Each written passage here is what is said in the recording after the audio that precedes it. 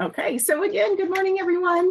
Really happy to have everyone here. This is the meeting of the Finance and Revenue Committee of the Universal Health Plan Governance Board. As I said, I'm Dr. Mimi McDonald, Executive Director, and we will start off. I'm going to ask Kim Yi, our Senior Policy Advisor, to do a roll call for us. Okay, thanks. Cheryl is absent, as we said. If you could come off mute and say present if you're here, that would also help as a tech check. So Mary Lou Henrich. Here. Thank you. Dr. Chinwei Chi. Okay, John Santa. Here. Thank you. Richard Gibson. Here. Thank you. Charlie Swanson. Here. Thank you. Bethany Stairs. Okay, Jeff Goodman. Here. Thank you. Chris Hogan. Okay, and that is the end of our roll call. Back to you, Mimi. All right, thank you so much. So let's see here. Move us forward on the screen. All right, so we did a roll call, and I was just going to do some announcements. So this is a little after the fact, but one of the announcements was that in order to save a significant amount of time when creating the materials and putting the links in, all the materials will just be posted to the Universal Health Plan Governance Board site. And if you look under committee and Finance and Revenue Committee, there'll be the dates. So everything will be posted there, the agendas, all of the attachments and things like that. So that's one thing to know about our meeting, the materials review. The other part, and it is in reverse order, is to remind everyone that there's a UHP Governance Board strategy meeting for, of course, which everyone is always invited. It's next week. Not two. There'll be a physical presence. It's normal building that. So we would be happy to have people join the Are other people's audio breaking up? Yeah, she's breaking up for me too. Oh, if I'm breaking up too much, I'm just going to take myself off the camera. I'm not sure if that's a little bit better. Seems like it. Okay, thank you. Yes. Sorry about that. Again, challenges of living in rural Oregon are real in terms of Wi-Fi. So as I mentioned, there'll be a meeting, and at it runs from 9 to 2 o'clock. At 1 o'clock, all of the committee members, anyone who's the people who are present online, will then also be sort of invited to join in the participation. So if people just want to hop on at 1 o'clock, that's great. Or if you want to be, just kind of have it on in the background the whole time, that would be lovely too. So I just wanted to remind people of that. The agenda is getting finalized today, a little bit later. And so it should all be posted in a day or two onto the regular website. What day is that? So that is this week from Thursday, which is the 15th of May.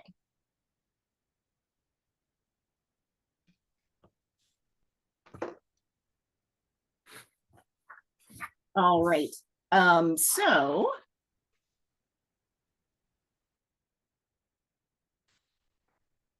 I'm going to briefly go over today's agenda high points. Kim Yi will be talking in greater detail about our consultant works, Milliman and Echo Northwest, about their scope of work. Next, we'll move on to an administrative cost discussion, and then we'll do an update on the finance and revenue work plan progress. Before we get to that, I thought we would do a little bit of follow-up from our last meeting, which is, people may remember, we had a great presentation from Don Osborne from Vancouver Coastal Health. So he wanted to provide us just with a little bit of follow-up. One of the questions was, if you all remember, had to do with non-residents receiving healthcare in Canada. And so what he sent to us was that in for 2 separate years in their 2023. So I'll just remind everyone, kind of their footprint is about 1.25 million people that Vancouver Coastal Health serves. So they actually in the course of 23, they had 11,300 visits that were from non-residents of Canada. Average cost was $5,100 Canadian, amounting to about 57.6 million in revenue. So significant amount there. And then the following year, it actually had increased a little bit. They had 12,452 visits with average cost of 5,644 Canadian, amounting to 70.2 million in revenue. So he's still working on some of the questions that we had for them about their administrative costs. So since it's only been a couple of weeks, we'll give them a little bit more time, but I will we'll follow up again after that. So just wanted to provide some updates, some other just questions that we had at the end of the meeting that we are going to be addressing today. We had future meeting topics of the UHPGB staff sharing a high-level comparison of Echo Northwest contracted works, which is going to be happening a little bit later. And then we're also going to bring up the topic of administrative billing expenses. So we'll get there too. So without further ado, I am going to turn this over to Kim Yee. Okay, thanks, Mimi. So we are still in the process of formalizing the contract with Milliman. So the Euler diagram that you see here is, I would say, 90 to 95% correct. We don't anticipate Milliman's scope of work will change too much. But 2 weeks ago, I had the chance to socialize this Euler Euler diagram with our consultants at Echo Northwest. They did not need to attend today's meeting, although I do see Will Terry, who is one of our new team members from Echo Northwest, has joined the call. So we're not going to field questions from Echo Northwest today. This is merely to inform you all, and it's a preview because, again, the contract with Milliman is not formalized. It's under review by both DOJ, Department of Justice, and Milliman. But what we wanted to show is that in the center box where the gray, orange, and blue overlap, hopefully this is color vision friendly, but in that center box, there are some pieces of work that overlap with this committee's work, Echo Northwest's work, and Milliman's work. Echo Northwest for the meeting on the upcoming Finance and Revenue meeting on May 20th will be speaking more about how they envision their piece of work fitting in with Milliman's piece of work. So again, Echo Northwest is on board with this Euler diagram. They've been informed of Milliman's scope of work as well as Finance and Revenue Committee's scope of work. So at this time, we're probably not going to field too many questions about this diagram because the full board hasn't been fully informed of it, but that will happen at the May 15th meeting. So Mary Lou, get ready, and Mimi, get ready.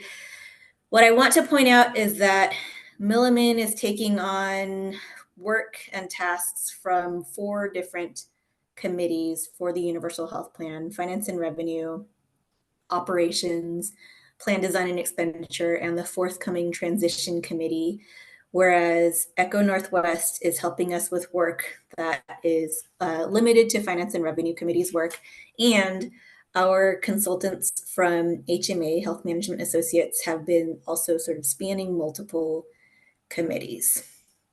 Mimi, do you want to add anything else to this particular graphic?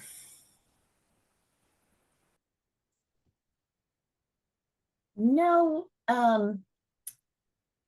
although I think if you want to, maybe if you just kind of, because I know this one, depending on the size of your screen, might be a little challenging. If you don't mind, just kind of, because we have a little bit of time, going over kind of the high points of what you think that that Echo Northwest will deliver for this committee. And then also, as you said, like the potentials for Milliman. Good thing I'm on mute. I am unmuted now. Sure. So the high points are Milliman is contracted to create economic modeling, a baseline, which is going to be the status quo wherein a UHP does not exist, plus a maximum of 4 scenarios. It's going to overlap fairly completely with all of the work that the Finance and Revenue Committee has been asked to do. So the economic modeling will encompass the total economic output as well as tax revenues and impacts to employment and wages, which has not fully been covered in the Finance and Revenue Committee tasks. The model and the Milliman consultants are going to be working closely with both Echo Northwest and this committee to understand how the committee believes the UHP will be funded. And other groups, including operations, have been considering federal waivers, as well as how the funds themselves are going to be housed. So again, Milliman's work is going to span multiple committees' work, but as it pertains to finance and revenue, those are the deliverables that we can expect for this committee to have input on. Echo Northwest, as I said, on May 20th, our monthly meeting of the Finance and Revenue Committee, is coming prepared with an updated timeline of their tasks, meaning they've gone through their deliverables and they'll be reallocating priority order. So in the contract, some of their deliverables may not have been perfectly aligned with the order of operations that they envision. And so that's perfectly okay. It's going to keep the work efficient and streamlined. They're also going to be reviewing Milliman's contracted tasks, and then they have prepared for the May 20th meeting an explanation of how they believe their work will fit in. So I know Will Terry's on the call, but I don't want to speak over Will because we didn't expect our Echo Northwest colleagues to need to show up today. This isn't in their contract to show up to supplemental meetings, and Will is new, so we're going to be kind and not force Will to talk. But stay tuned, May 20th, more information then about Echo Northwest's timeline, how they believe their work fits into Finance and Revenue Committees and Milliman's contracted work. And then we probably will not be able to have Milliman onboarded by the May 20th meeting. So I don't anticipate we'll be able to have any Milliman representatives at that time at the meeting. Mimi, anything else? No, thank you so much, Kim. That was really helpful. I do see that Jeff Goodman has his hand up. Yes, thank you. Milliman and Eco Northwest are both very capable firms, capable people, and I'm confident the work that they produce will be very good. And my question is about the scope of their work. At the 10,000-foot level, without a Medicaid and Medicare waiver from the federal government, what we do falls apart. There's nuance behind that, but that's the core of it. So are they going to be telling us how we can deal with the ability to get a Medicare and Medicaid waiver? Or is it just simply going to say, you need to get a Medicare and Medicaid waiver? Hi, Jeff, this is Kim. Can you clarify that question? Are you asking, when you say are you referring to Milliman, or are you referring to Echo Northwest? Or are you referring to a different entity? Echo Northwest and Milliman, since I presume they've got the overlap in their work, but whoever's going to address the question on the funding one, that's a big picture question for us. Again, everything I've read, every conversation we've had here says no waiver, no program. Therefore, it's very clear we need to have a pathway as to how that's going to happen. Thanks, Jeff. So we have, and again, I'm not going to put Janine on the spot, but Janine Smith from HMA. HMA created a really excellent federal waiver report for the operations committee, which is posted on our website. Highly recommend folks read it if you haven't been able to already.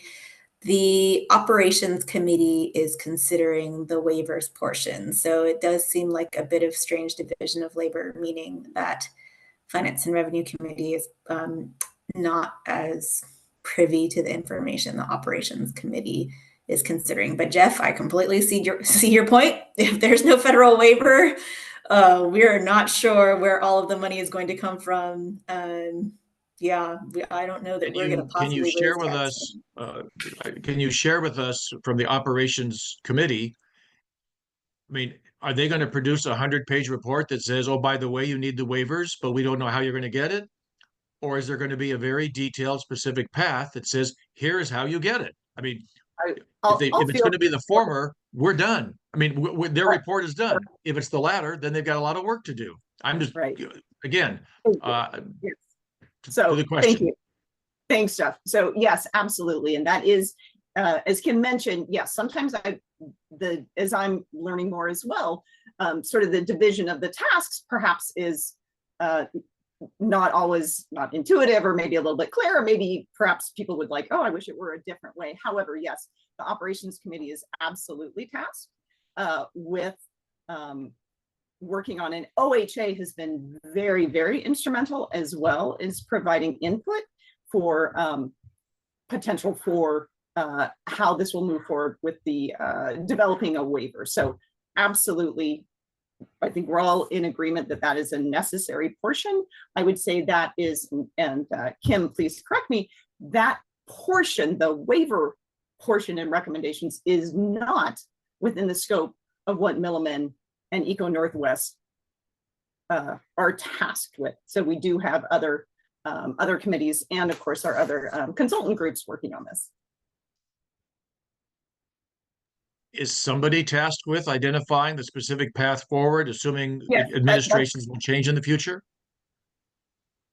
I would say that as much as possible, all of the contingencies are being evaluated. It's just not done in this committee. So I think maybe that's why it feels that perhaps it's not being looked into, but it absolutely is. I see Charlie has his hand up.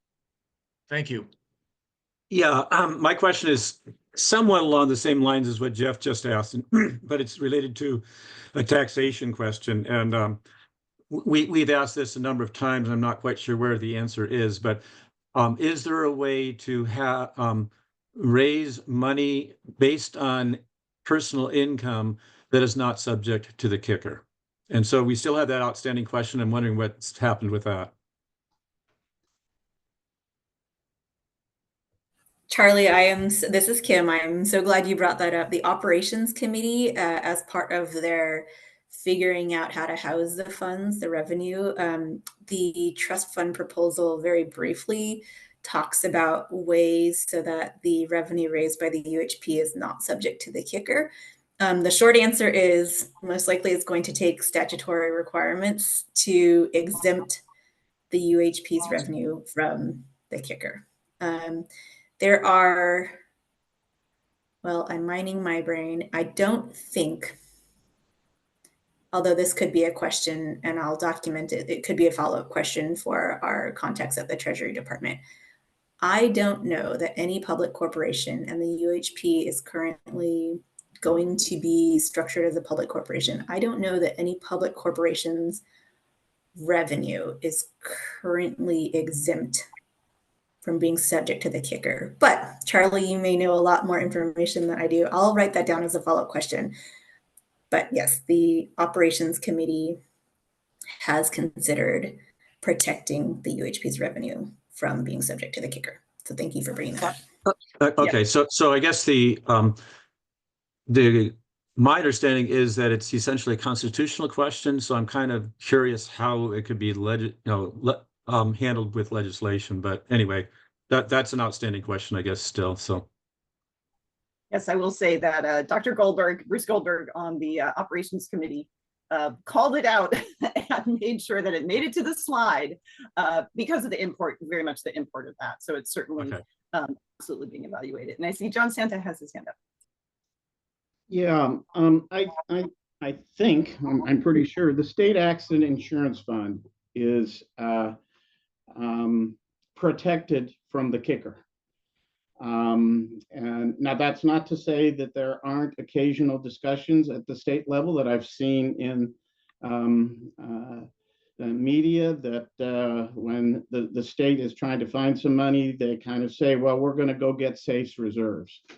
And SAFE, of course, stands up and says, no, you're not. And of course, you know, what you create by statute, you can change by statute. But I believe SAFE, and we discussed this at the task force, does have protections from the kicker, and you know, their profits and reserves and et cetera are not vulnerable to the kicker. You know, and as we've learned, OHSU is a public corporation, and I'm pretty sure OHSU doesn't have has protection from the kicker. I've never heard that come up in their context. You know, they're usually getting money appropriated by the state, not trying to protect their reserves and profits, et cetera. But I think there's a precedent there in terms of SAFE that's important. And SAFE, you know, is the dominant workers' comp carrier. They're not the only. They do compete with market-based workers' compensation companies, but they're clearly the dominant workers' comp payer for good reasons. That's why they were created, to assure employers that there would be an option for them. There were periods of time in the past when, for one reason or another, you know, workers' comp insurers either were perceived as having rates that were too high or not insuring employers. And I believe SAFE was created as a result to make sure that that didn't happen. All right, thank you. I see that Charlie Swanson has his hand up.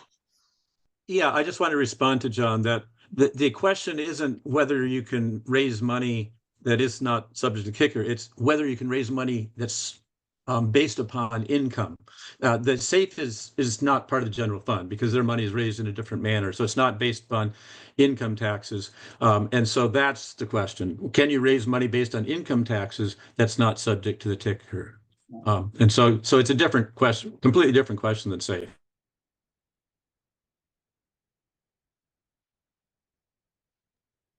All right, again, apologies. I'm just going to turn my camera off because I think I'm having some bandwidth issues. Thank you, Kim, for that overview. And I think we'll be ready to go on to our next topic,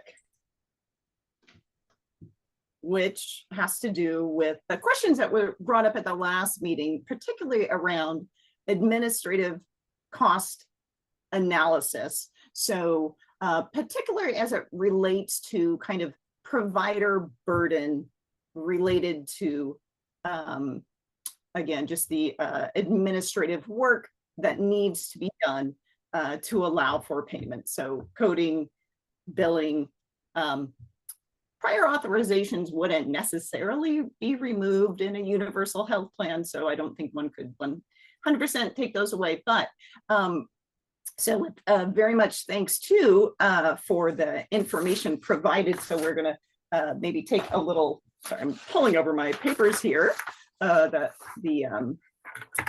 of the questions that have been brought up, but I wanted to frame up the conversation a little bit.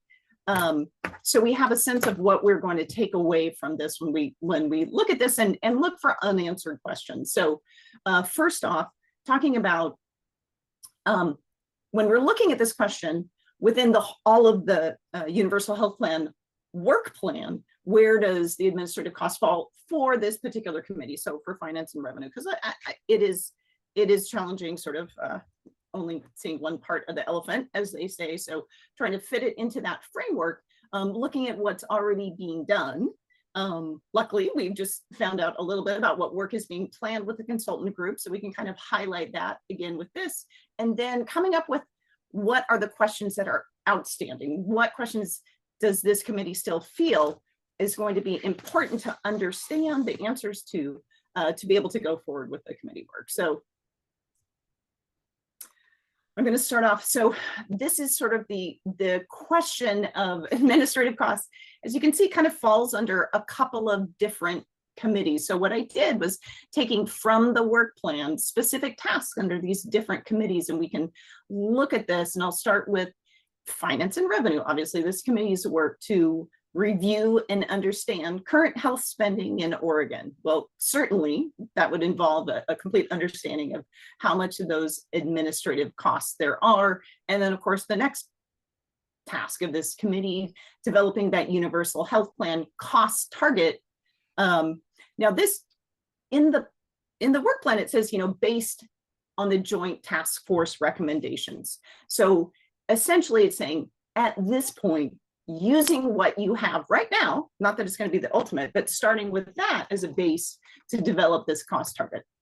So the kind of the overlap that I noticed was in plan design and expenditure. There is a lot with overlap with finance and revenue, where they have to update the expenditure estimates on the plan design by the task force, and then kind of truing up what the plan design and expenditure committee believes to be the benefit plan and the provider reimbursement plan, because of course that's really important, relative to those cost targets. So we talked about this a little bit last time, kind of some of this work is done in parallel and the final product won't be complete till we get much closer to the end. So there's sort of two things. And then of course the operations committee has a lot of work to do, sort of recommending the entire administrative structure, which of course will have a significant impact over the ultimate administrative costs. So just going to take a pause there. If anyone has any questions about kind of what some of the other committees are up to. All right. So then next, now this is, oh, I see Charlie has a question. Yes? Yeah, my question is, will that information from other committees be brought to us whenever they come up with something that they think is important? I mean, I guess among the questions that will come up to us relative to the task force recommendations, which is kind of a beginning, is if they are recommending something that's different from what the task force did, that will affect our estimates based upon what the task force did. And so we need to know as soon as we can how they're going to be differing from what the task force recommended or estimated, depending upon which part of it is. Yeah, I think that's an excellent point. And one of the sort of, not a change, but one of the ways that I'm hoping to kind of integrate the committee work a little bit better is both myself and Kim for right now, and then in the future when there's a different senior health policy advisor, is that both of us are working on all of the committee work. We do different things, but I think to be able to have that big picture overview and bring it back. And so, I mean, that could definitely be one of the topics, on every time that we have this committee meeting. I mean, not that we're going to give a complete rundown of what every other committee is doing. However, we can certainly put it into the plan, either, working with the chairs, of course, but that you will have an update like this is exactly where said committee is, or this is what they've, as it relates to the work that you're doing. And I actually think that would be very beneficial.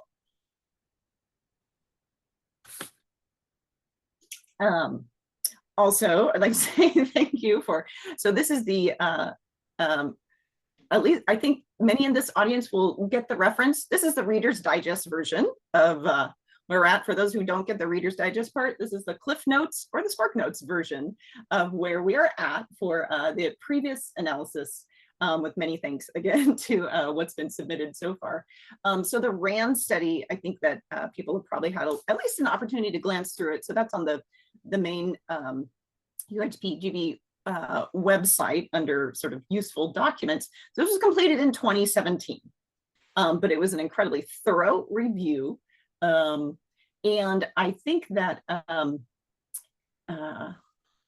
if you, I actually looked it up, the RAND study info. If you download it, it's on page 101. If anyone's really interested in looking at it, where it talks about the administrative fees. So their estimate was a 22% reduction if it was to move to a universal health plan single payer.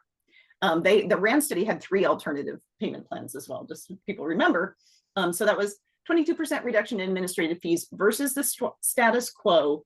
So which at that point they estimated would save 620 million. That particular study, because they then looked at what were some of the costs associated with delivering care to all Oregonians, so that their study came up with no total net savings. Now, the task force then and CBiz Optimus looked at all of this information again, and you can see that their estimate, and these are still a little bit things. Oh yeah, and I'll get to you in just a sec, Charlie, because I'd love to hear your probably more detailed explanation. Just that of all the revenue that comes through it, about 13% supports billing and insurance related costs. So their average potential efficiency, 25 to 75%. I think we can all agree that's a wide range. The task force was very conservative in their estimate of what would be gross savings. So total savings of 2.1 billion related to efficiency. And then it did come up with a net savings of 980 million. So Charlie, take it away. Yeah, so I just want to point out that the RAND study, the 22% reduction in administrative savings was only on the payer side. So it's essentially on the insurance company side saying they can say that much. They did nothing estimates whatsoever on the provider side. That's why that 22% and came up with only 620 million. It's only the insurance company savings basically. So and the task force actually included both sides, the provider side and the payer side, and so they came up with the the 2.1 billion, even though they had relatively conservative estimates. So I'll stop there. No, thank you so much. That was hence my asterisk that was up there. I know, again, right next to the administrative fees, pointing out in the work that you created. So this is what we have, again, sort of going through the task force. And then if we look at, again, looking at more, where might we get some more consultant input? Again, and this is just a in bigger font, what Kim alluded to earlier. Milliman will be constructing this longitudinal status quo baseline. So again, where things have been, and then we'll be estimating the model assumptions, which of course will include anticipated administrative costs. Our Eco Northwest will be able to provide health financing and revenue policy consultation to the Finance and Revenue Committee. And they, of course, are also doing, in a different portion of it, certainly more related to the development of revenue model assumptions. And of course, which again, we'll need to, since taking the total of the administrative costs. So we're going to have some more consultant input on this. Oops, I'm just going to go back to there. So I think, kind of looking at that, and then if there are the outstanding questions that this committee feels need to be addressed before moving forward with the work, or being able to move forward with the work using the task force estimations and also collecting more information regarding administrative costs. So if people have thoughts or comments on that.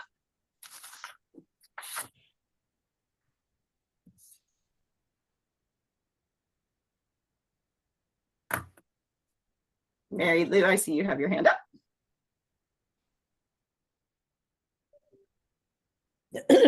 Being new to the committee but having followed things and had some discussion, I think the major issue around why this committee needs to have a handle on that number and is because as we estimate how much money do we need to raise from taxes, whether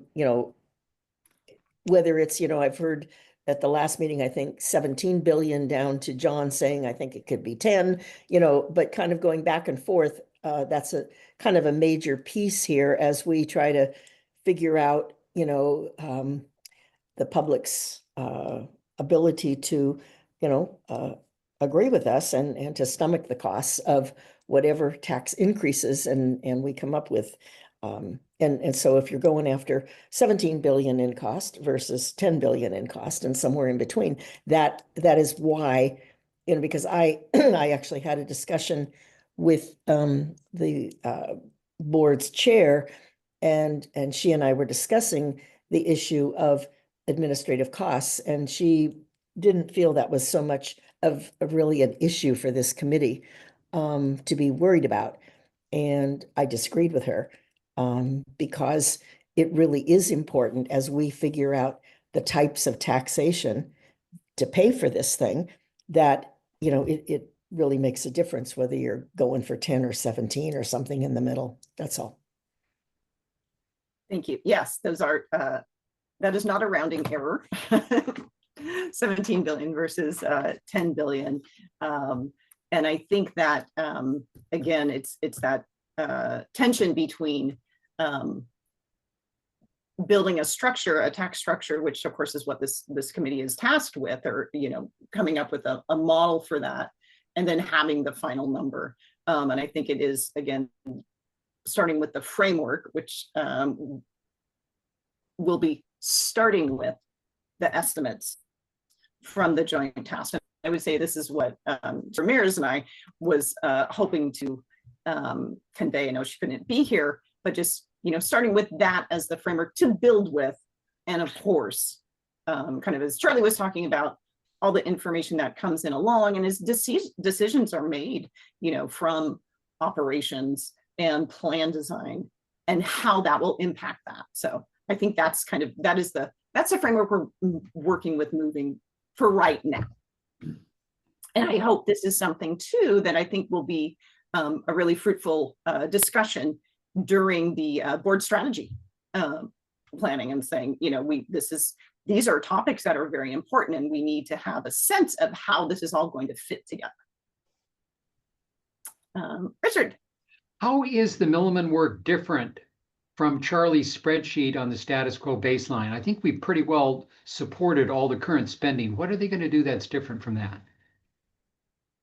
Richard, this is Kim. I can take that on. So the longitudinal status quo baseline takes into account more than just the tax work that Charlie and folks in this group have done. So it's going to look at sort of how many people are anticipated to be covered by the plan, and other pieces that expand beyond the scope of simply the revenue and taxes.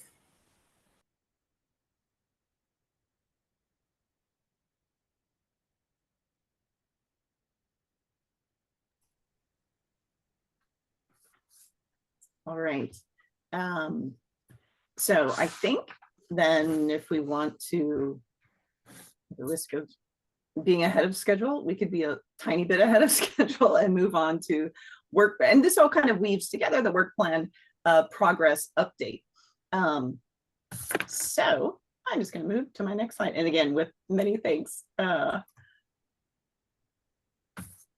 to our committee members for all of that they have contributed. So this is this is not exactly the committee work plan update that you've seen from the prior slides, but it's pretty darn close. So again, taking this committee's work plan with input too from the committee members about where we're at. So step number 1, develop a list of attributes of sound financial plan. yes, you get to have the big check next to it because you have your guiding document discussion posted on the website. And I think that that work has been tremendous.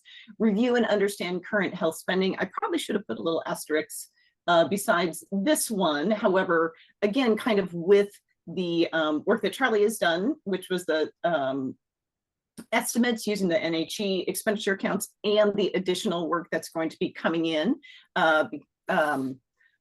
from our consultant groups to true it up, or not necessarily to true it up, sorry, I didn't mean it like that, but just to confirm and expand on the information that has been presented already. So we'll have that. The next one is the big one.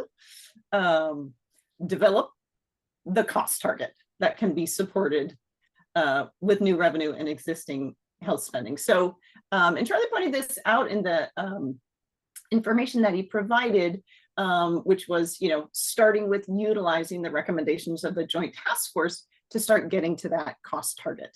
And so what I'm hopeful for, as we're having this discussion today, that the committee members can kind of take away is, all right, like, what are the process steps that we need to do, or what are the elements that all need to be in to that cost target? I mean, obviously we have very big groups, but starting to drill down, and as usual, having contingency plans. So, if things, because we won't have the final from the plan design, there will be different costs. And so I think that there will have to be a little bit of, as I said, sort of contingency on that part of it. The ERISA challenges, there was that memo that was prepared. And I believe, again, as Dr. Goldberg said, it's not, you won't be able to, it's not going to prevent an ERISA challenge, but ways to build into the system to withstand the challenge is going to be important. So really, again, on this page, big empty bucket is the developing the cost target. And then I'm going to go to the next one. So again, the revenue options, and this is really where the ECO Northwest consultant team is going to help us, and also with using the guiding documents to build those revenue options. I'm going to stop there because it looks like John has his hand up. Yeah, back to the ERISA issue. While I'm more than happy to see that there's a check mark there, I believe the task force's ERISA discussion eventually led to a conclusion that most likely, if we wanted to make sure we minimized our ERISA risk, it would be up to a self-insured employer whether they wanted to come over to the single payer. It would be their choice. They would have to pay the taxes. Right. But it would be their choice whether they would come over or not. And I think that's important to this committee because it means we need to have a package that those employers financially will, it will appeal to them. They will see the logic in coming over and supporting it. So I think the most important conclusion from that memo was, if you really want to make sure that you're minimizing your ERISA risk, make it their choice. So just wanted to say that, remind folks. Thank you. Thank you so much. Yes. And Charlie. Yeah, I would say that I think it was the next slide. Did we go back here? Here we go. Yeah. So on the review and update on revenue options to pay for the universal as outlined, I would say there should not be a check mark there because we have not really begun to talk about the nature of a tax structure. And I really do want to begin that discussion. And I also wanted to mention, related to that I put in a public comment, and in the public comment, there's a link to a spreadsheet that's found online, you can download and play with. And so you can play with a bunch of different taxes that, in my mind, illustrate a lot of the questions that we're going to need to talk about. And so I just want to point out that it is there as a tool to help us explore possibilities and also understand what is meant by the nature of the tax structure and what things do we need to be deciding in this committee. So I'm hoping that people can play with that. And I would say we really shouldn't have a check mark on that because we have not yet begun that. So, yeah. Charlie, you are 100% correct, and that was operator error on my fault. Okay. So Okay. thank you. You are completely correct, and I'm going to apologize in advance because there were 2 documents that were submitted from public comment which didn't make it onto today's agenda. And again, this is another administrative. We've just had some administrative challenges, as you know. So that will be available in 2 weeks' time to the submitted documents for public comment. So in case you're wondering why they weren't there on the website today, and that is the answer. So it will, however, come up with the next one. So thank you, and thanks for not letting us check things off prematurely. And then again, kind of going to the next part, really what we expect to get from the Milliman consultant is that impact of revenue, large, small businesses and households. Obviously, we have to have target for them to figure out the impact of the revenue. So working on that. Gosh, I did have a lot of check. I don't know why the check marks were going fast and furious. So you can see me fixing things in real time. The startup costs and plan reserves, I think, is another area of overlap that's going to be really important during this. And I'm hoping that this will be teased out a little bit up in this upcoming the governance board meeting, because both committees have this in their work plans with operations committee. And so my thought is during that meeting next week, really being able to tease that apart and getting much more specific about which portion of that, or maybe it will be all shifted to one committee or another, but so just sort of more to come on that. So that's why it has coordinated work with operations. And then of course, compare and contrast current mechanisms for funding. Well, we have to get that taken care of first.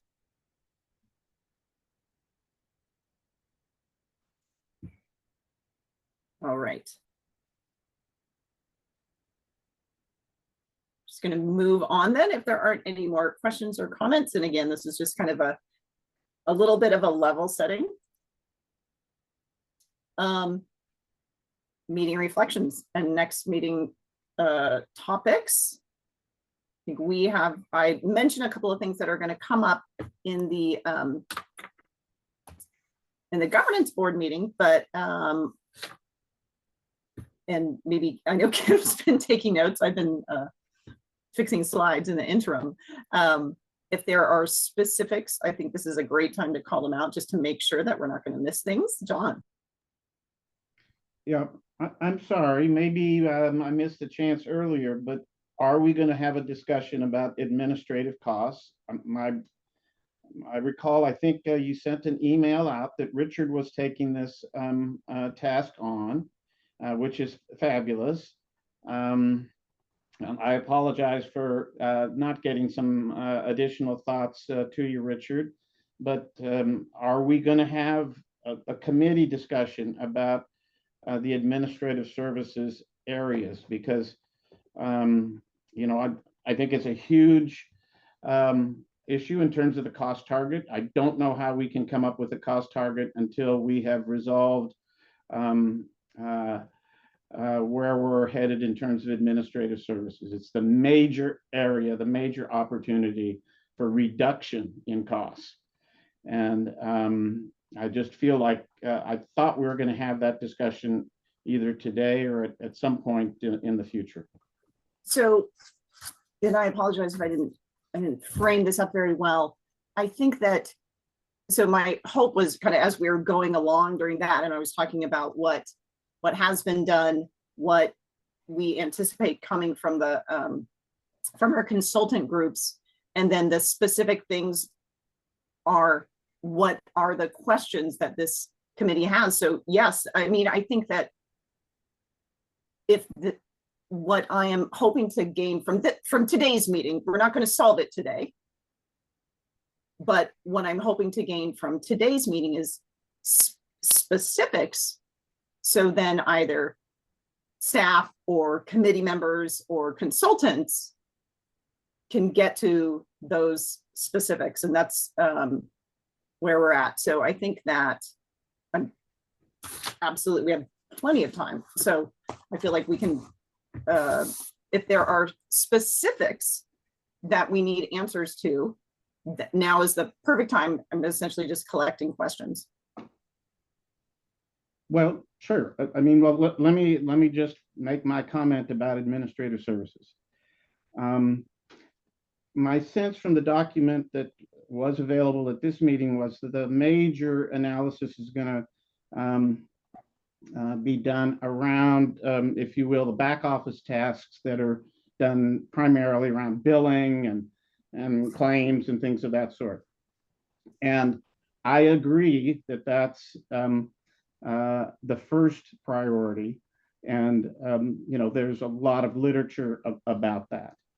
But I think there's a variety of other areas in terms of administrative costs that are either a part of that, but weren't specifically mentioned, or are different from those back office tasks, but have significant potential savings. And again, this is all on the delivery system. You know, we really haven't had a discussion about the administrative costs for the payer. And there were some fundamental disagreements about that at the task force that, you know, were eventually resolved, but I think some of us may still feel that there's more discussion that's reasonable. So let me just identify other kind of back office issues related to the claims issues, but different. One, when I was on the Oregon Health Policy Board, I was assigned to the quality reporting activities that the state has had. Actually, Senator Steiner had passed a bill, the purpose of which was to try to come up with one set of reporting requirements. You know, to make a long story short, that failed. Yes.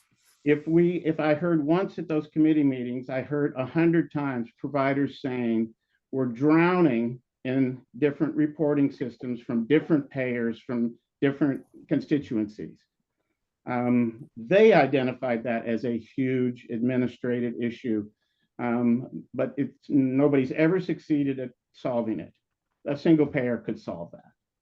So that's related to the back office. To make sure that I'm understanding correctly. For that, are you specifically referring to quality metrics? Yes. That are okay.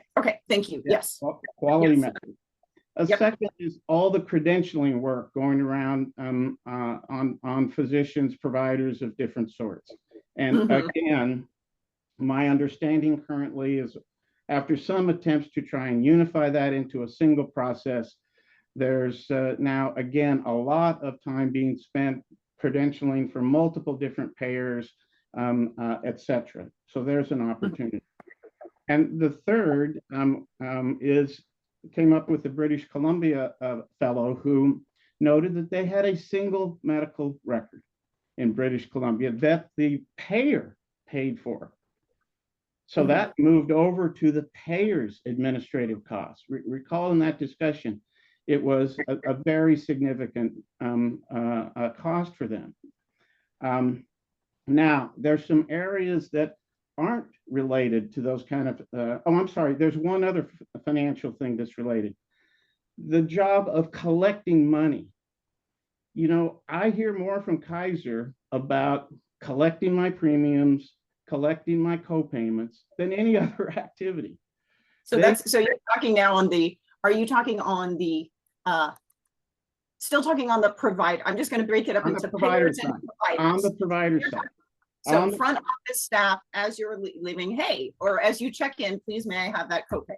That's right.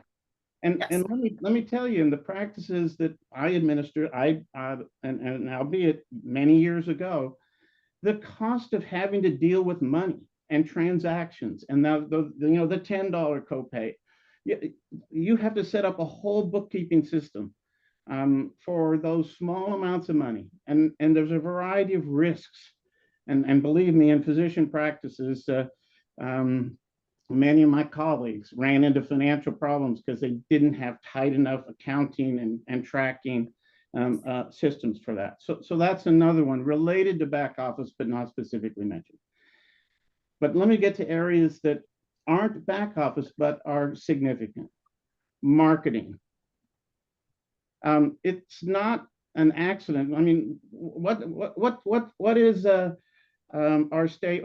What's the name of our stadium for soccer? The Providence Stadium. What's the name of the Coliseum where the Blazers play? The Moda Center. Is that an expense that the single payer would want to have? There's a lot of marketing going on, especially at the health system level, but also in larger physician groups in order to position themselves to get better risk. A lot of this is positioning for better risk. So there's marketing.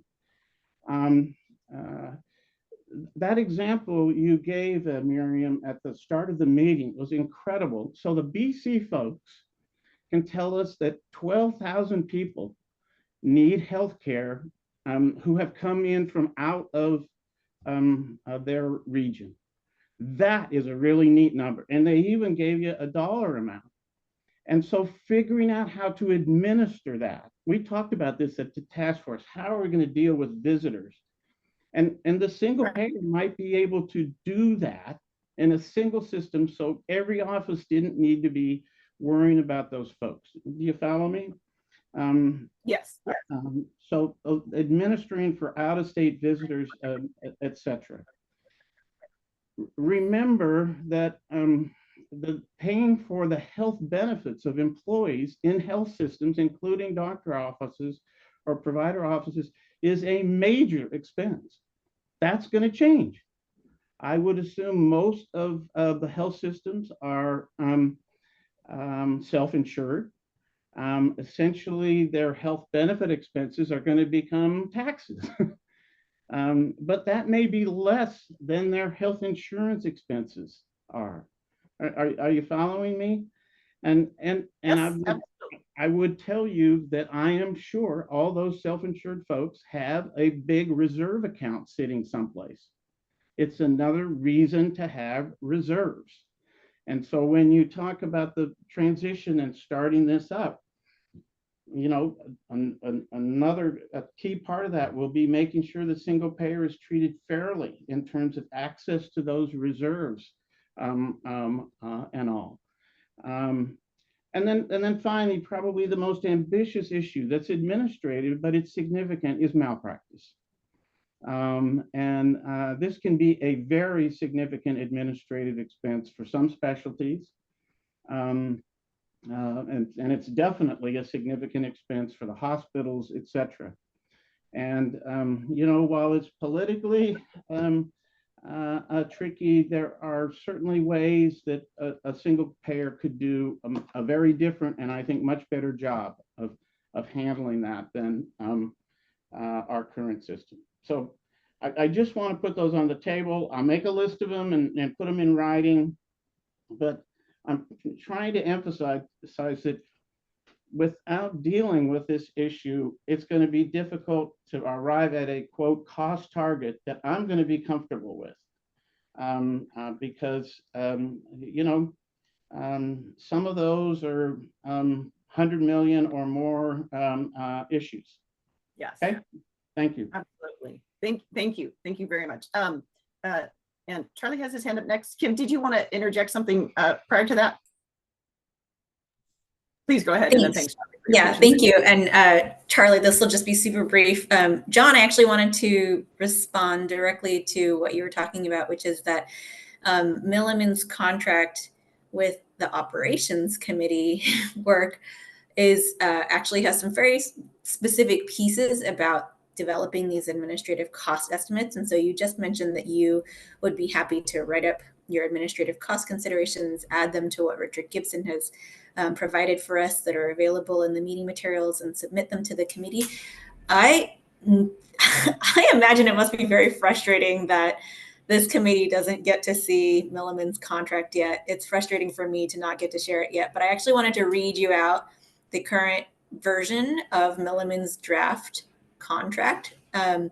They are going to propose an administrative structure for the project as part of their work with the operations committee.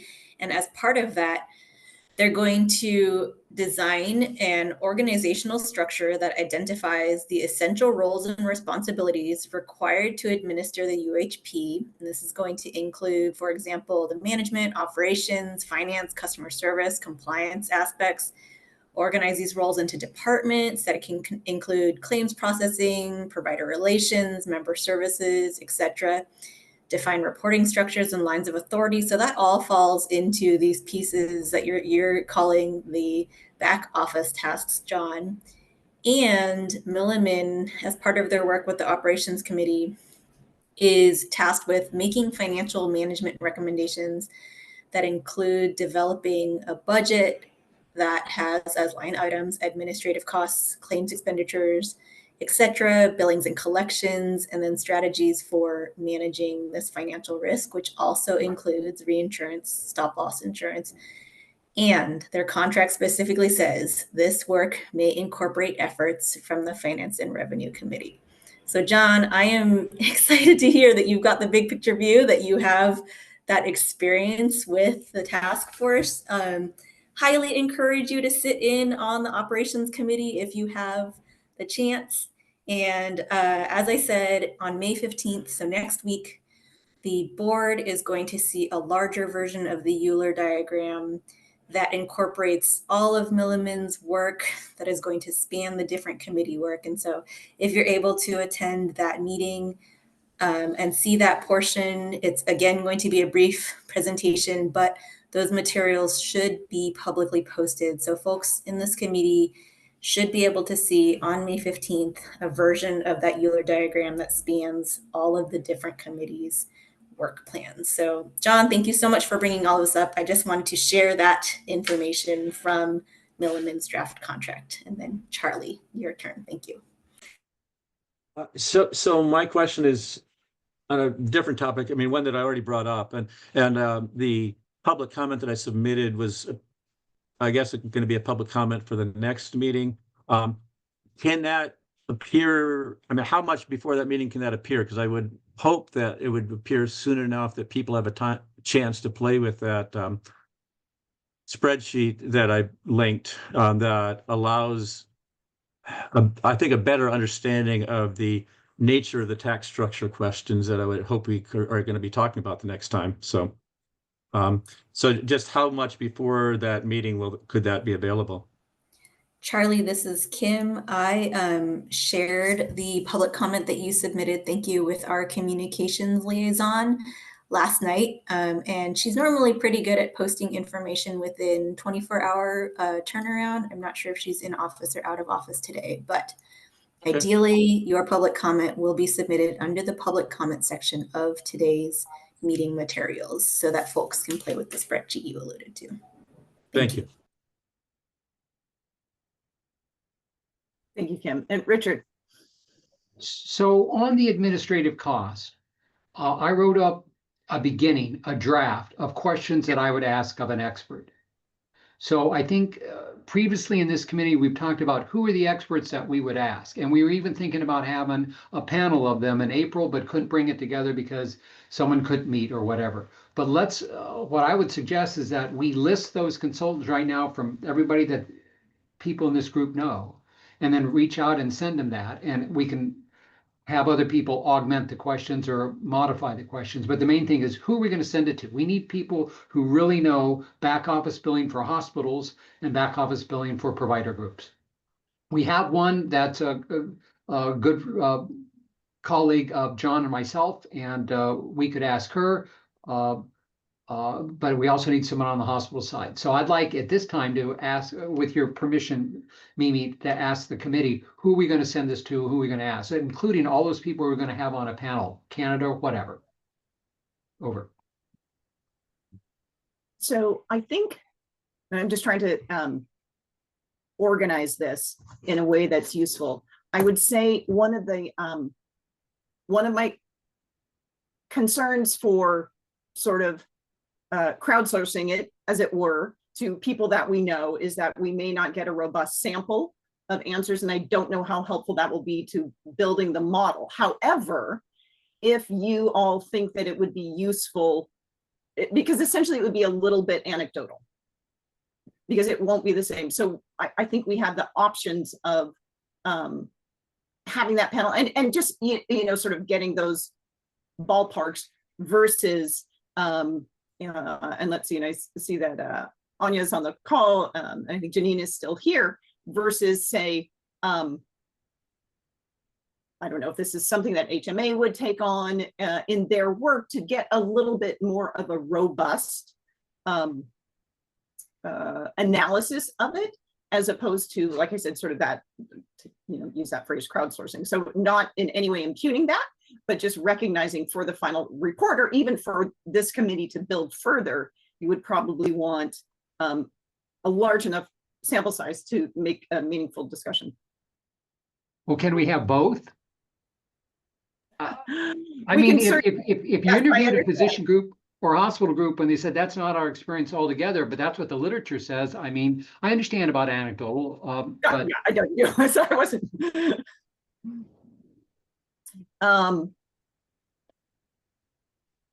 Yes, I mean, I think that the short answer is yes. I think the answer has to depend on the amount of time that this committee wants to spend on that, which it sounds like if that is, and I can't speak because I'm not the committee chair, so I can't speak for the committee chair right now.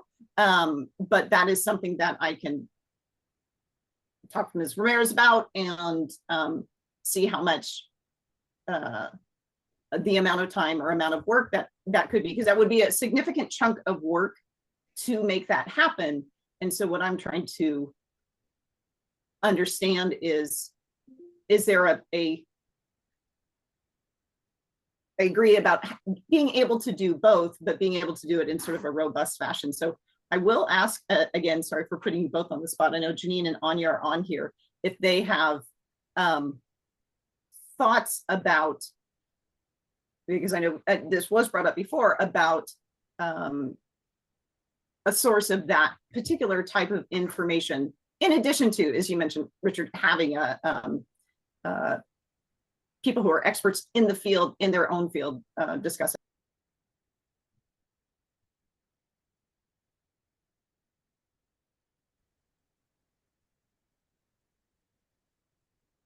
I think Anya and I need to huddle on that to see what kind of what more we could bring. Then some of the literature review was older, and in the RAND study there were some, but is older.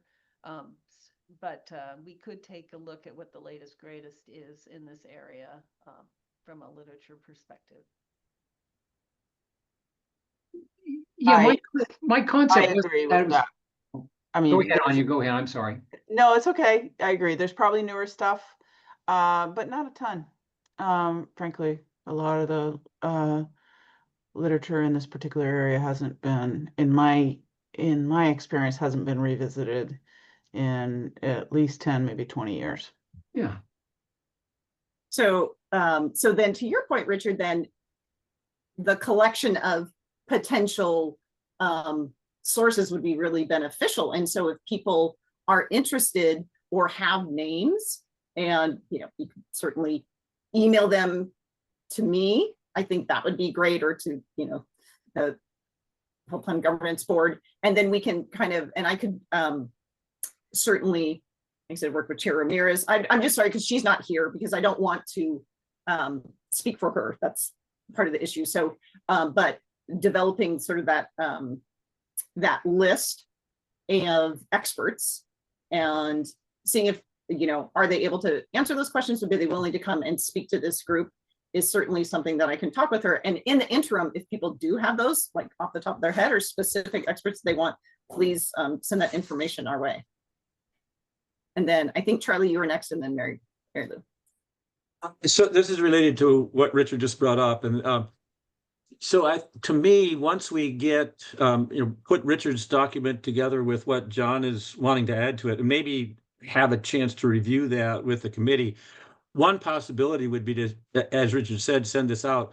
I think there were a couple people who were suggested to possibly be on the panel that were not able to be. And so those would be people to which we can send it and see if they're willing to ask. Yep. And then of course people can add others, but the ones we already identified as possible might be willing to answer them and not necessarily come to a meeting, but they could. They could do both. But anyway, those would be some places to start. So then I think that's great. So then one of my takeaways would be to kind of collate all of the questions, adding in John's and adding in other people's, and kind of formalize it a little bit better. Is that what you would like, Richard? And then also getting the input from, if anyone has any additional names, I'll try and Kim might be able to help me, or we'll find a way to track down the information that had already been submitted and then work on developing that. Thank you. Mary Lou. I just wanted to add that I strongly support what John and Charlie are saying, and Richard. I think, it's a large amount of time and money, and we need to get kind of real people who are willing to disclose kind of what's really happening now. Things have changed in my mind. I've been out of some of this for quite a while and kind of coming back and trying to get myself up to speed, but things have gotten so much worse, so much more complicated than when I kind of retired out of this about 15 years ago. And it's just, in talking anecdotally, yes, but we really do need, and if there had been the agreement to kind of try to pull this panel together, like, I'm new on the committee, so I'm trying to catch up. But if there had been kind of that agreement in committee that this was important, and that there were people, and it was somehow scheduling was, my understanding, was the problem, I think we need to do it. And definitely if there's new stuff in the literature, but Anya was saying it didn't sound like there was a whole bunch. So things have changed and gotten much more complicated, is my understanding. Yes, thank you. And John. The other item I would just put on your radar screen that I have written your predecessors about was the topic of administrative costs for the payer. And I urge that we approach PEB and OEB and ask if they would discuss with us what their administrative costs are. I think PEB would be very interesting, and there's folks on this call who are very familiar with PEB, and I think likely very familiar with their decision around going to be self-insured. OEB decided not to be self-insured. What was the difference there? I think we could learn a lot from those two public employers, and I think that would be information that's publicly available. I'm not positive about all of that, but those are two good organizations who've had very, I think, responsible leadership that in many respects we're trying to build on. But in the task force, we did get at least some PEB folks to come and talk to us, and because there's a big difference between a 6% admin rate and a 4% admin rate, which some of us wanted. And the first step would be, would PEB and OEB talk to us, work with us, etc. Noted. Thank you.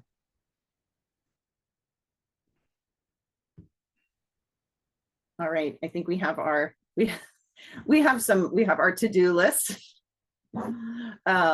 Which I think has been very beneficial. I would also, and again, just asking for, kind of taking this time and to reflect how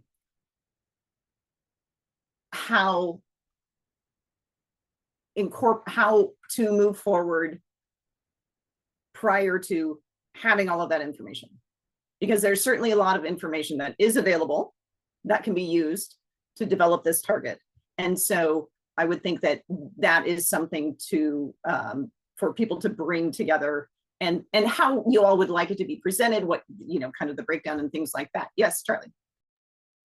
I mean, so as far as moving forward, I think the starting point, as defined by law, I guess, is essentially what the task force recommended. And so we can make use of that information. And that's indeed what I've done in the spreadsheet that I provided on possible tax structures. I've said, well, let's assume the task force is what we're going for. And there's a range because the task force essentially made a decision to not make use of all of the potential administrative savings, and to actually use some of those to actually increase payments for behavioral health, et cetera. But we could make a different, we as the governance board as a whole could make a different decision to recommend something different than that. So that it allows a possible range of administrative savings. And the other big thing that a big amount of money difference in the ranges that I provide on, I guess, needed revenue is there's Optimus identified potential extra revenue from the federal government because more people were identified as qualifying for various programs. And so that's allows another range. You could say, well, maybe we won't get any more money from the feds, or maybe we will. And so there's quite a range that I provide in that. And maybe there's even more that we could get from the feds, depending upon the kind of waiver we could get. So anyway, that's where that spreadsheet has a range of possibilities, and it's useful to look at that. So I'll stop. Thank you. I think John, then Richard. Yeah, and I would just reinforce Charlie's comment, and the word range is key. I mean, what I'd like to see is, and I think it was mentioned earlier, that in the Milliman contract, they're doing scenarios. So what's a best case scenario in terms of administrative cost? What's a worst case? I think the task force kind of chose the worst case in terms of, savings. Well, what's the best case? Because I think for decision makers, they need to see what all their options are, and the risks and benefits of each one. I mean, would you rather give the administrative savings to the delivery system and as a result have to raise $4 billion in taxes, or would you rather go to the delivery system and say, come on, you work with us here, and this is a windfall that we need to take into account here. So anyway, thank you, Charlie, for your comments. Doing a range and providing scenarios, I think would really be helpful. All right, and Richard. I just wanted to call out for the committee the great work that Charlie's done, submitted as a public comment. I spent a lot of time looking through his spreadsheet. It's the first time that we brought together the current income tax on Oregonians, put in a new employer payroll tax, put in a new healthcare income tax, and looking at the total tax burden, a current and under a single payer plan by income range. So it's the first time, and you can see that it works, and you can go through by income. I mean, we've gone closer to saying this thing could work without unreasonable taxes. Again, it's not the final word. I look forward to what the consultants have to say, but this goes way out there. And really, it's a long way toward having that calculator too. You'd have to adapt it to a front end, but Charlie's done all the work there. And the other thing that we could ask as part of that calculator is, well, what are you paying now in terms of premiums for your so-called employer-sponsored health insurance? And then what are you paying out of pocket for co-pays, co-insurance, and deductibles? So, highly recommend there's that one summary spreadsheet that says it all, and it gives you a good chance of how this could work. So kudos to Charlie for doing that. I look forward to see what the consultants say about that. Again, it's round one, but it's a wonderful round one and moves us a long way down the road. I agree. And so that is from the one that was posted in this meeting material, and there's a hyperlink on the submitted information. I only have spent an hour, and I will no doubt be spending hours more. All right. Thank you, everyone.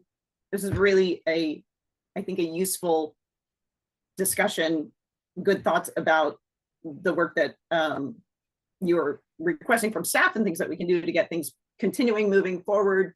Have some ideas about their, well, for next, I would say for the next meeting, and Kim has mentioned that we will have presentation from our consultant group.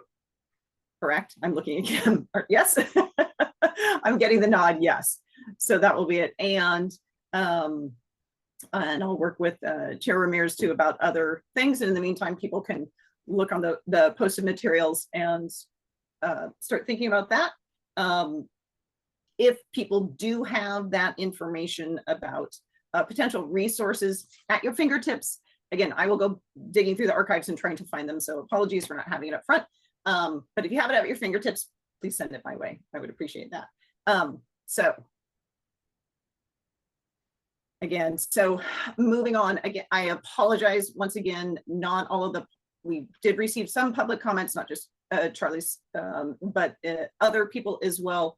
So at this point, there is, I know one individual, they had asked just to have their public comments posted and weren't necessarily interested in speaking at this meeting, but I'll give that person an opportunity.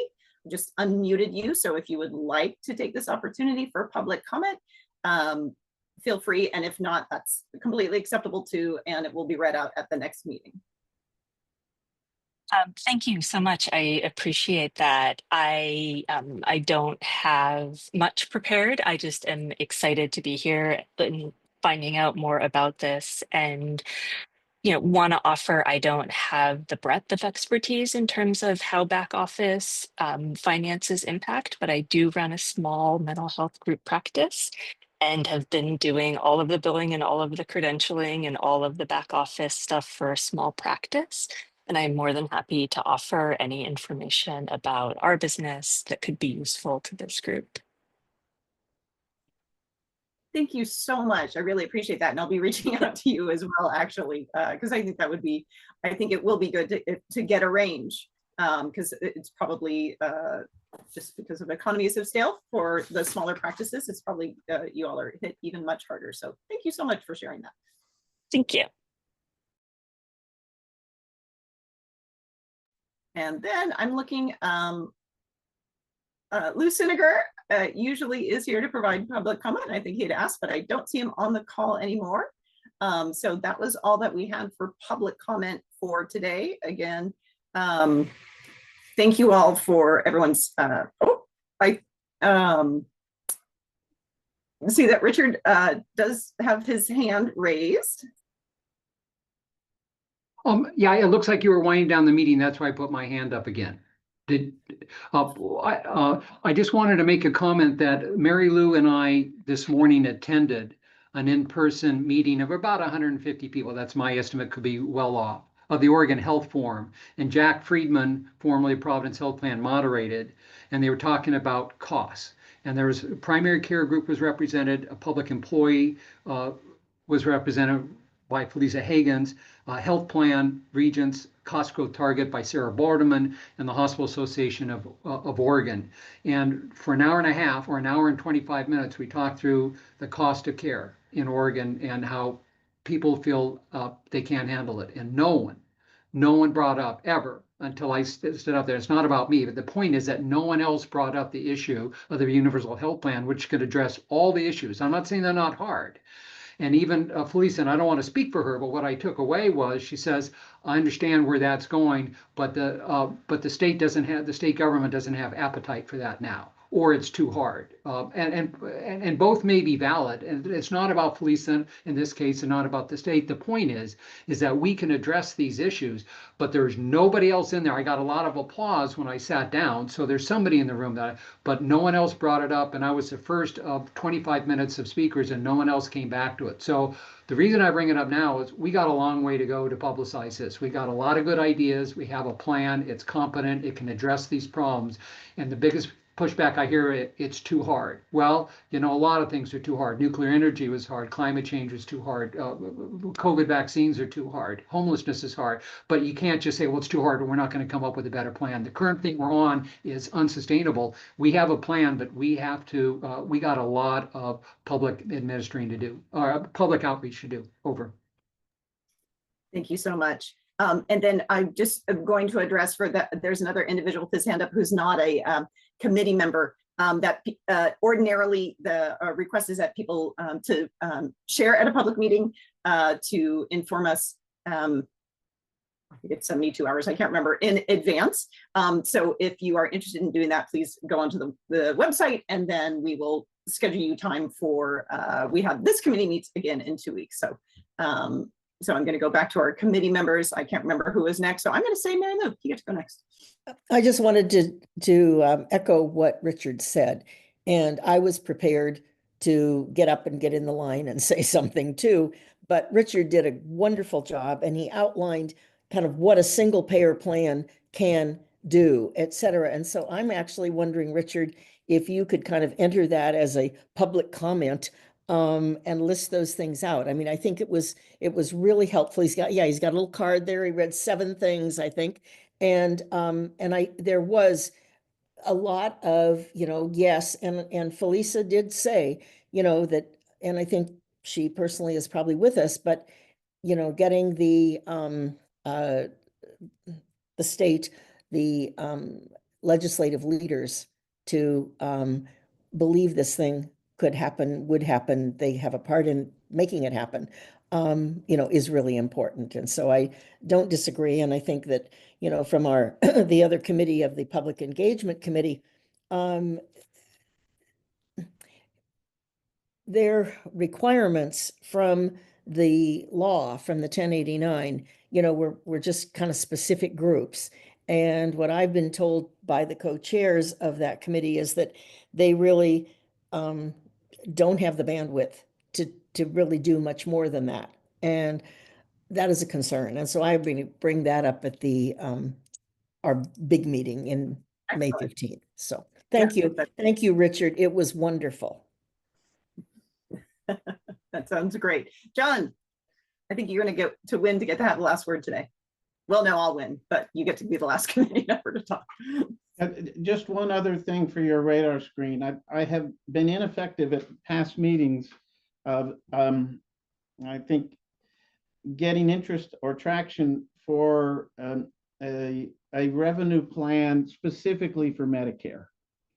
Medicare is unique. Medicare is individually funded by Americans over the course of their lives through a payroll tax and through other sorts of mechanisms. I mean, there's multiple inputs into Medicare revenue, but I would hope that Milliman, for example, could figure out how to do a Medicare payroll tax to tack on to the existing Medicare tax, and that an Oregon Medicare trust fund could be created that essentially would be there to fund the difference in benefits and in payment levels that this single payer would have, and that Oregonians would start to contribute to that at young ages,